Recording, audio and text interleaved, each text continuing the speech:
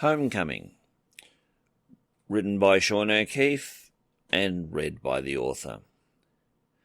One thing that struck Merete as she walked through the market in her hometown of Altair 4 was that wherever you were in the galaxy, they were colourful, noisy, and loud. There was always someone shouting to be heard over the milling throng, a salesman desperately selling some wares that may or may not be useful. Either way, he seemed confident in his products. Her companion on this day was her aunt, Phaser. There were many who said they were more like mother and daughter, and it was true. Since her parents had been killed in an Orion raid on their transport ship when she was a child, Merete had been raised by her nearest kin, Phaser. Some said it was madness for her aunt to take on her niece, as she already had 12 children of her own. Her reply had been, "What's one more child in amongst so many?" It had been 4 months since her children had been born, and Merete was honouring a promise to her family to visit. The Millennium had been in the quadrant, and Piper had loaned her a shuttle and one of the ship's fighter pilots, a plucky New Zealander whose call sign was Emu. "You have 3 days, she recalled the captain, her best friend, saying with mock testiness. "Don't make me leave the sector without you. I'd hate to have to report you AWOL." No chance of that, she thought to herself then. However, she had to admit, it was nice to be home. She was brought back to the here and now when a vendor thrust a local brand of melon under her nose that was large, solid, and had a slightly pinkish colour to it. Merete might not have been home for a while, but she knew an overripe melon when she saw one. "What kind of crap are you pushing on me?" she snapped. The vendor was undeterred. He tried again. No, it's a great melon, crossed with an earth watermelon. That's what gives it its colour." An image came to mind of their ship's helmsman, Jason Nunn, munching on a slice of watermelon, one of his favourite snacks. The colours were vivid in her mind. Her eyes narrowed in aggravation. "I've seen earth watermelons. Pink. They aren't." She reached out to push back the offending fruit, but the vendor managed to duck her hand. His lie outed, he simply gave a shrug. "I must have been given the wrong information," he said, without a care in the world, and turned to try his luck with another buyer. Merete shared a knowing look with her aunt. As the humans would say, caveat emptor. It was the name of the game in any market, but few more so than in the home of the Palkeoest, where all items on sale were subject to intense scrutiny. One could not afford to take anything for granted. Even the souvenirs that were sold to off-worlders were usually made on Altair 4. Phaser affectionately flicked a lock of Merete's platinum hair away from her slightly tilted eyes before giving the vendor a dirty look. "You think you would go easier on a new mother," she said, disappointed at the sad state of the universe. Merete looked back over her shoulder at the salesman, who was in danger of wearing one of his stocks as he was plying his trade with a very annoyed businessman who did not seem to take kindly to the interruption. The man was clearly an off-worlder, from a humanoid race she was not quite familiar with. However, his outfit told enough of the story for the doctor to fill in the blanks.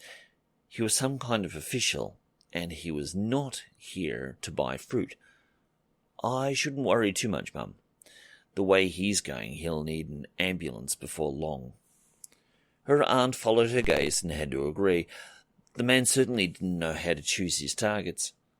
"Someone needs to teach him how to read his clientele," she said, satisfied that the universe was setting the balance of life. She reached forward and tickled Merete's children, each under the chin. Rogan loved the sensation and giggled, but Piper Jr. just wriggled her nose and squirmed. The two of them couldn't have been more different if Merete had ordered them from opposing sides while they were engaged in a war. The elderly Phaser once more felt guilty that Merete was carrying the burden alone on this fine day. Even though the elderly Palkaoist was nearing the end of her time in this reality, she was still spry and fit for her age. She had begged Merete to let her take one off her hands for a little while, but the fiercely independent Starfleet doctor had politely declined the offer. "Are you sure you don't want me to take one of them?" Merete's resolve was beginning to falter, and she had to admit her lower spine was beginning to ache. She gave her adoptive mother a smile. "You win," she said without regret. She took a moment to unbuckle Rogan from her restraint vest before adjusting Piper. All the while she kept a curious eye on the vendor, who still hadn't given up on the official, who was barely tolerantly putting up with his badgering. It was odd. The man gave a glance in their direction and seemed embarrassed that he had been observed doing so. He immediately looked away and walked off, away from them. Curious, Merete said to herself. Her diagnostic sense was never switched off, and she had noted the slight quiver in the man's hand and how his feet dragged a little as he walked. There was even something in his eyes that just didn't seem right. "What is?" Phaser asked. Standing in a busy market, her niece's attention could have been drawn by anything. She was always on the lookout for a bargain. Drawn back to the present, Merete gave her a shrug as she put it out of her mind. There was little point dwelling on someone she would probably never lay eyes on again. "Nothing," she said. "It's not important." She tilted her head forward a little and pecked her daughter on the back of her head. "Let's get the shopping finished. I'm getting tired." Things don't always go to plan, and it took the two of them another hour to finish browsing. In the meantime, Rogan had filled his diaper and needed a change, and Merete had decided the time was right to feed the children. The best-laid plans once again went awry. Eventually, they found themselves back in the grassy area serving as the Flitter parking lot. Like many other Federation worlds, Altair 4 used a kind of flying car for private transportation purposes, and this one had been outfitted with child restraints for the twins. It took the women a few minutes to stow the groceries before buckling the children into their seats. Merete heard a rustling behind her on the green grass, and she instinctively knew something was wrong. She caught sight of Phaser's terrified gaze over her shoulder, and began to turn when she felt an iron grip on her right arm that was dragged up her back. Merete was naturally flexible, but not that much. "Ow!" she said, but held still when her assailant put a knife to her exposed throat. Not seeing the individual's face, she did recognize the suit sleeve. It was the official from earlier. The thing she didn't understand was that he didn't just slit her throat right there and then. What did he want? She was tempted to ask when she realized he was muttering under his breath. Merete's mind raced. Somehow, this was all familiar. It all came to her in a flash from one of her captain's many lectures. This being was from a subspecies from Vega 3, which was why he seemed familiar, but not quite. The pieces all fell together in Merete's mind, and she realized that she had very little time to act if she was going to save her life. "Excuse me," she said politely. The man stopped muttering. He seemed annoyed that his ritual had been interrupted. He paused for a moment, then began muttering once more. Phaser looked at Merete incredulously, and she shot her aunt a warning look. She had to keep out of this if they were going to survive. To her credit, Phaser nodded slightly and kept silent. Merete listened and recognized the pattern of his speech. He had restarted his ritual. "Excuse me," she repeated sweetly. Again he stopped. "What do you want, woman?" he asked rudely. It appeared he had just wanted to get the job over and done with and be on his way. Merete was more concerned that he wasn't going to be satisfied with just her life. "Why do you hold me captive?" she asked. She reminded herself to remain respectful. Anything less could be received by this Vegan very badly. The man said, It is nothing personal. It is business. Merete chuckled. Why do assassins tell themselves that? She asked with irony. Murder is a very personal business. Perhaps so, but it is necessary to feed one's family. The man seemed reasonable, but the doctor was aware he was very serious in his intentions. Merete also understood that the man's ethnic group were subject to prejudice on his world, and they often found it difficult to find work. That was why Piper had held the meeting. It had appeared that many of his people had turned to very unsavoury ways of making a living. I understand that, Merete said. She knew it was important to keep him talking. He had to complete his ritual prayer before he could kill her to be absolved of her death. However, I was wondering if your people believe in the notion of a debt if one saves the life of another. In spite of Merete's continued banter, the man had begun muttering again, but he paused once more at the completion of her inquiry. What do you mean? While the doctor's nerves were screaming, her helpless children were only a metre away and so close to dying. Merete reached down to her indomitable core and held her voice steady. Are you aware of who I am? She asked. It was important the man believe what she was about to tell him. The man seemed a little annoyed she would question him on that point. I would not be a very good assassin if I did not know who I was sent to kill. He paused for a second to let that fact sink in. You are Dr Merete AndrusTaurus Tabrisk of the starship USS Millennium and hold the rank of Commander. You are 42 Earth years old, a widow, and a mother of 2, Piper and Rogan. With her credentials established, Merete continued as calmly as she could. She imagined herself in her operating room, and this man was her patient. It was a place where she was in control, and the outcome was already determined. As a surgeon, you must know that we are sworn to protect life, even if that individual is an enemy. The pressure on her neck did not change, but she felt the man's body tighten a little. Their conversation was taking time, and his fear of discovery was increasing with each passing breath. Of course, he said tightly. In her best clinically detached voice, Merete said, Then you will understand that I have observed that you have a condition that, if left untreated, will result in your death within a month. The man's muscles relaxed a little as the enormity of her words sunk in. The natural first response was, You lie! Ever so gently, Merete slowly turned, forcing the man to let go of her arm and look his victim in the eye. Her almond-shaped, slightly tilted grey eyes met his, and she could see the yellow in the sclera that should not be there, even in his alien physiology.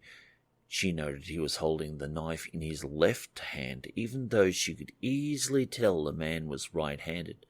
I am a physician, and if this is going to be my last moments in this universe, I want them to matter.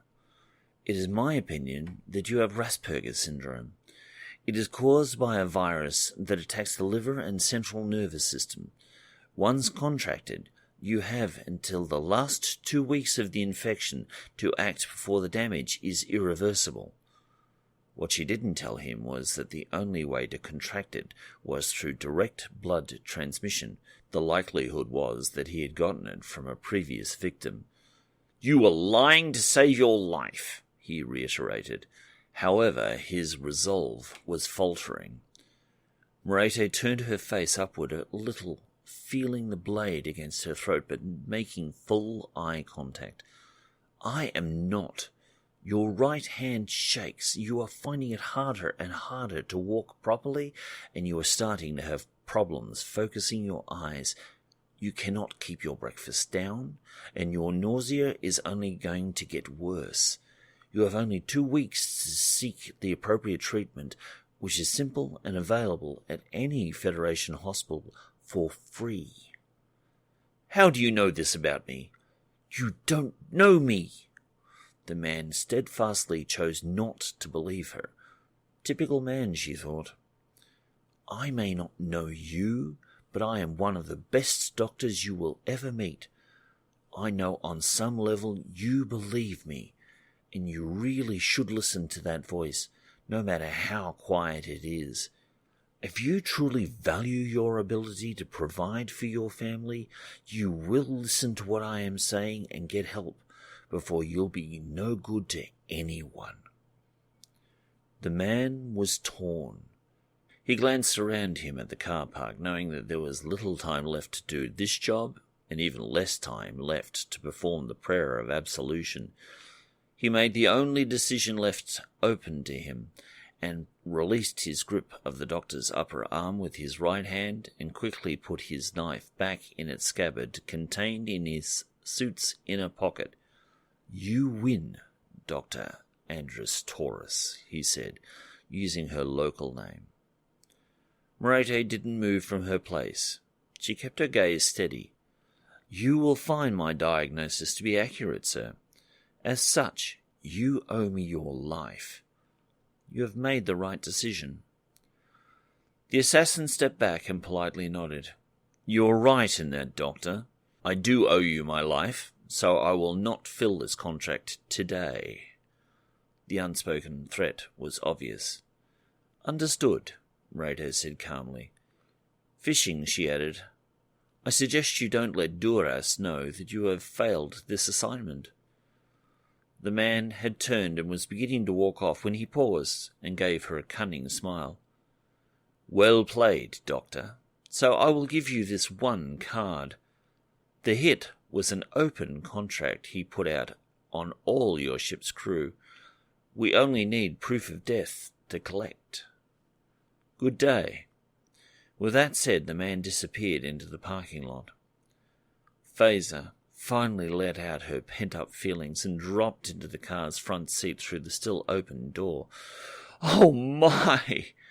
How did you know how to do that?" Piper gave her a wan smile and simply said, "Practice. Our captain not only likes to train her staff, but she's a keen card player." Her aunt's eyes went wide.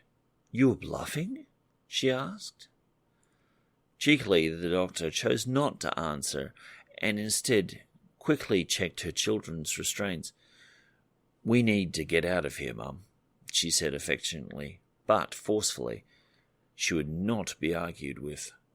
Merete got behind the controls and took off as soon as Phaser was buckled in. Before her aunt could say another word, Merete spoke up. "Computer, open a channel to Emu." Keyed to the doctor's voice and call list, it had her connected to the pilot in seconds. "Hiya, Doc," she said amiably. "Find any bargains?" The doctor, who would normally have indulged the friendly Kiwi, skipped the usual banter. "Red alert, Emu. Meet me at the shuttle ASAP. We need to get off this planet and back to the Millennium as fast as we can." "Roger," was all the pilot ventured before she cut the transmission. Emu knew her stuff and would not question her order. Merete programmed the flitter for the quickest route back to the shuttle and turned to her aunt, taking her hand. "I'm sorry, Phaser, Mum, but I'm going to have to cut this visit short." The older woman seemed confused. "Why? Just report the attack to the authorities and let them deal with it." Phaser's faith in the local constabulary was misplaced, Merete feared. Better to give her the short version. "The assassin is probably already making his way off this planet, Mum. There is no chance they will find him in time. Take my word for it." She tried to keep her pessimism from showing. The police on Altair 4's incompetence was legendary. Her adoptive mother seemed hurt that her visit was going to be truncated, even though she understood the reason was totally valid. "I will miss you and the children. When do you think we'll have a chance to visit again?"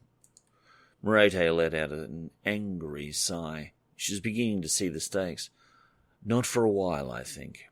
A Klingon called Duras has put a price on all our heads, it seems. That includes Emu.